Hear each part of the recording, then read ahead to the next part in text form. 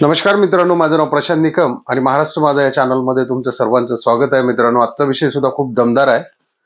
जर चॅनलला सबस्क्राईब केलं नसेल तर सबस्क्राईब करा, कारण आपले नेहमीच नवनवीन विषय असतात आणि आपल्या युट्यूबच्या फॅमिलीच्या फायद्याचे असतात. तर कृपा करून व्हिडिओला पण लाईक आणि शेअर करत जा, म्हणजे जेणेकरून आपली ही सर्वांच्या फायद्याची माहिती ही इतरांपर्यंत सुद्धा पोहोचेल. तर मित्रांनो, थंबनेलवरून तुमच्या लक्षात आलं असेल की हाय बीपी आहे, घाबरू नका. कसा कमी करता येईल त्याला आपण आज पाहणार आहे. तर बघा मित्रांनो, या हाय बीपीला एकच सर्वात मोठं कारण आहे, ते म्हणजे लाईफस्टाईल. आता बघा, तुम्ही एक साधारणतः मी तुम्हाला सांगतो, एक 20 वर्ष मागे जा. 20 वर्षापूर्वी तुम्ही ज्याही गावात राहत असाल, महाराष्ट्रातल्या कुठल्याही गावात, जिथे म्हणजे थोड्यापैकी बऱ्यापैकी सिटी टाईप असणारं गाव सांगतोय मी, जिथे एक दवाखाना होता, आज तिथे 50 दवाखाने झालेले आहेत. आता जनावरांच्या बाबतीत असं आहे का? एक दवाखान्याचे 50 झालेत का? नाही. तर तोच सरकारी दवाखाना एकच आहे अजून. किंवा कुठले काही मल्टी स्पेशालिस्ट हॉस्पिटल झालेत का? माकडांसाठी म्हणा, किंवा काही शेळ्या असतील, मेंढ्या असतील, किंवा काही कुठलेही प्राणी असतील, तर त्यांची जी लाईफस्टाईल जगण्याची, ती गेली 100 वर्ष 200 वर्ष मागे जरी आपण गेलो तर ती तशीच आहे. माणसाची मात्र काय की ती पूर्णतः बदललेली आहे. या बदललेल्या राहणीमानाला म्हणून हा हाय बीपी कनेक्ट आहे. आता बघा, पूर्वी सुद्धा आणि आज सुद्धा तुम्ही कुठेही घाटात वगैरे जात असाल, आंबोली घाटात म्हणा, किंवा महाबळेश्वरच्या घाटात म्हणा, किंवा वाईच्या घाटातून म्हणा, किंवा इकडे काळूबाईला जाताना त्या घाटातून म्हणा, तिथे भरपूर माकडे आहेत. ते अजून सुद्धा तशाच उड्या मारतात. किंवा पन्हाळ्याला म्हणा, आणि सुरुवातीलाही ती तशाच उड्या मारत होती. आजपासून 50 वर्ष 100 वर्ष मागे जा तुम्ही, त्याच पद्धतीचं त्यांचं जेवण आहे. झाडाचा पाला खाणे, हे खाणे, ते खाणे, सगळ्या गोष्टी त्यांच्या नॅचरली जशा आहेत तशाच आहेत आज. किंवा असं आहे का की वाघाला आज खूप त्रास झालाय, त्याच्यामुळे तो गुहेत पडून राहणार, मग शिकार करणार नाही, दुसऱ्या कोणाला तरी सांगेल. तो त्याच पद्धतीने गेली 100-200 वर्ष हे प्राणी त्यांची लाईफस्टाईल जगतात, म्हणून त्यांच्या दवाखान्यांमध्ये कुठलीही वाढ नाही. तर मित्रांनो, माणसाच्या बाबतीत हे काय झालंय की लाईफस्टाईल चेंज झालेली आहे पूर्ण. मला हे पाहिजे, ते पाहिजे, हे पाहिजे, ते पाहिजे, घर पाहिजे, गाडी पाहिजे. त्याच्यामुळे तो ट्रेस आलेला आहे, आणि तो ट्रेस कन्व्हर्शन झालेला आहे तो ब्लड प्रेशर मध्ये. आता ब्लड प्रेशर म्हणजे काय की आपण ज्याला हाय बीपी म्हणतो, लो बीपी म्हणतो. समजा तुम्हाला एक उदाहरण देतो मी. समजा मोटर आहे, आपण एखादी बोरची मोटर चालू केली. जशी हे आपले हृदय म्हणजे शरीराची एक मोटर आहे, जशी पंपिंग करत राहते, आणि आपण पाईप धरला आणि पाणी मारायला लागलो, आणि त्या पाईपाला मध्ये असं चिमटवलं, तर काय होणार आहे? या ठिकाणी त्याचा लोड मागे पंपावर येणार आहे, बरोबर, आणि वाहणाऱ्या पाण्यावर सुद्धा येणार आहे. पण तो मोटर जी आहे ती पंपिंग करतच राहणार आहे.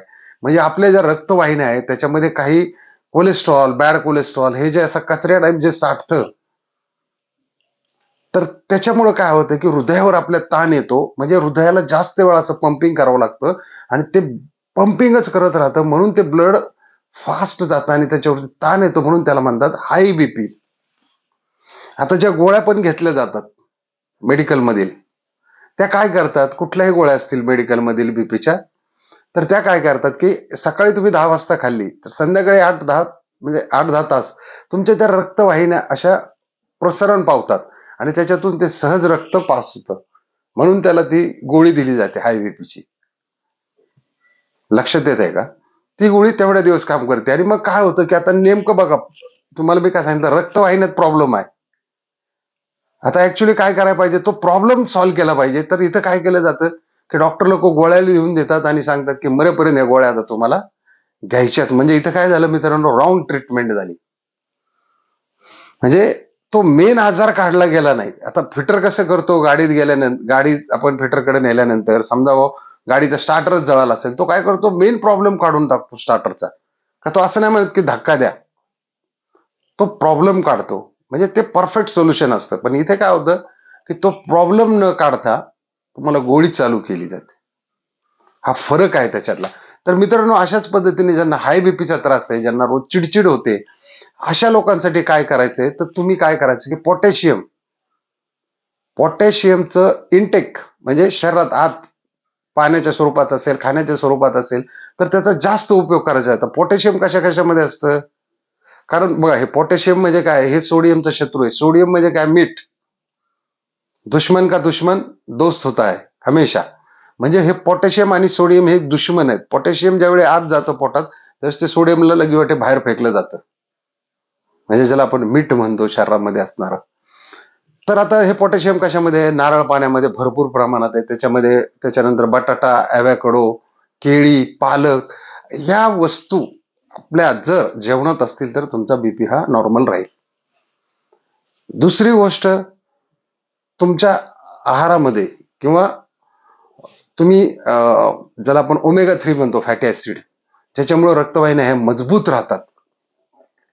रक्तवाहिन्या ह्या मजबूत राहतात आणि हृदयाचं सुद्धा कार्य मजबूतपणे चालतं. तर हे कशामध्ये असतं, जवस आहे, अक्रोड आहे, फॅटी फिश आहे. फॅटी फिश सुद्धा खाल्ले पाहिजे अधूनमधून. आणि दुसरी गोष्ट, आपलं जे शरीर आहे याला तुम्ही हायड्रेट ठेवायचं. हायड्रेट म्हणजे काय, की पाण्याची पातळी याची कमी होऊ द्यायची नाही. तुम्ही ऑन एन ॲव्हरेज 3 लिटर पाणी प्यायचंय. कारण काय होतं, ज्यावेळेस रक्त किडनीकडे जातं त्यावेळेस तिथे जर पाण्याचा फ्लो किडनीला कमी वाटला तर किडनी काय करते, तिथं प्रेशर हाय करते, म्हणजे तुमचं बीपी वाढवते.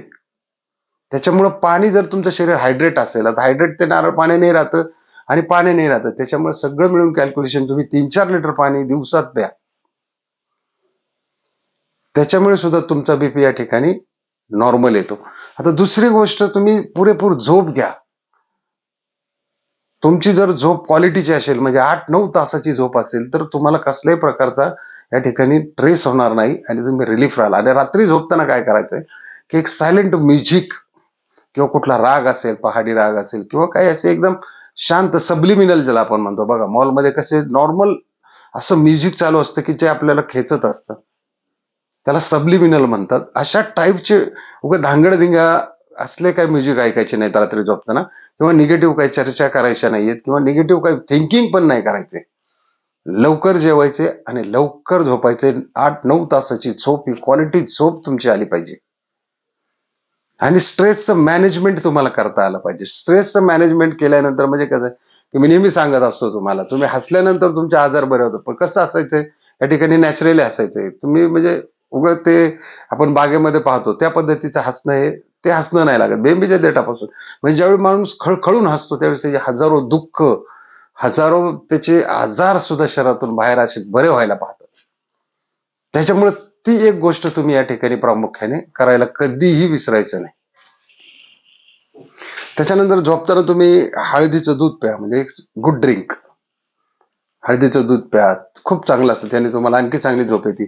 त्याच्यानंतर सकाळी उठल्यानंतर तुम्ही एक्झरसाईज करा, एक अर्धा तास तरी एक्झरसाईज करा, कुठेही हालचाल करा, अशा पद्धतीने हालचाल करा, म्हणजे शरीराला तुमच्या तेवढंच थोडंसं एक्झरसाईज होतो आणि त्याच्यातून तुमचा बीपी सुद्धा हा नॉर्मल होतो. आणि वेट लॉस करा. ज्या पद्धतीने तुमचं वेटचं कॅल्क्युलेशन आहे शरीराचं, त्या पद्धतीने तुमचं वेट ठेवा. ते वेट आवड हवेच 80, 90, 100 किलो, त्याचा काही फायदा नाही मित्रांनो. सकाळी सकाळी उठून स्वतःसाठी थोडासा वेळही द्या. ज्यांना जास्त चालता येत नसेल त्यांनी जागेवरती व्यायाम करा, सूर्यनमस्कार करा, जसे जमेल तसे जमेल, 2, 3, 4, 5 असे करत राहा सारखेचे सारखे. त्याच्यानंतर काही गोष्टी आहेत मित्रांनो, मी तुम्हाला सजेस्ट करेन की लसणाची सुद्धा कच्ची पाकळी खाल्ली तरी सुद्धा ब्लड प्रेशर नॉर्मल राहतं. बऱ्याच अशा काही गोष्टी आहेत, म्हणजे बिटाचं ज्यूस असेल त्यांनी सुद्धा हे होतं. मेथीदाणे रात्रभर भिजवले, ते सकाळी जरी आपण त्याचं पाणी पिलो त्यांनी सुद्धा बीपी नॉर्मल राहतो. बऱ्याच गोष्टी आहेत तुमचा हा ब्लड प्रेशर नॉर्मल करण्याच्या, की त्याला एकच असं नाही की तुम्ही त्या गोळ्याच घेतल्या पाहिजे. पण मात्र एकदा का तुम्हाला जर या ठिकाणी गोळ्यांची सवय लागली तर ती मात्र मग तुम्हाला मरेपर्यंत सवय लागते. ऑलमोस्ट याच्यातून फक्त तुम्ही शरीर जरी हायड्रेट ठेवलं तरी शरीराच्या सगळ्या आजारांना बेनिफिट मिळतो त्याच्यापासून. तर या पद्धतीने तुम्ही, आता मार्केटमध्ये सुद्धा बघा बऱ्याच पद्धतीचे नारळ पाणी मिळतात, म्हणजे चांगल्या चांगल्या कंपनीचे सुद्धा आहेत. तुम्ही त्याच्यावरती सर्चही करू शकता ऑनलाईन आणि घरीही मागू शकता, तर तेही तुम्हाला सहजासहजी उपलब्ध होईल. किंवा शक्यतो ज्यांना ज्यांना फ्रेशच नारळ मिळत असेल त्यांनीच त्याचं सुद्धा ड्रिंक करावं या ठिकाणी. ते सुद्धा खूप आरोग्यास चांगलं असतं या बीपी साठी. तर मित्रांनो, विषय तर याच्यावरती खूप काही बोललं जाईल, पण इथपर्यंतचा विषय आपण आणखी काही गोष्टी घेऊन तुम्हाला हा कसा वाटला, आजचा व्हिडिओ तुम्हाला कसा वाटला हा नक्की आपले नातेवाईक मित्र यांना शेअर करा, लाईक करायला विसरू नका आणि सबस्क्राईब जर केलं नसेल तर सबस्क्राईब करा. तुम्ही सबस्क्राईब केल्यानंतर आम्हाला आणखी हुरूप येतो की नवनवीन विषय शोधायला आणि तुमच्यापर्यंत पोहोचवायला. तर चला मित्रांनो, जय हिंद, जय महाराष्ट्र.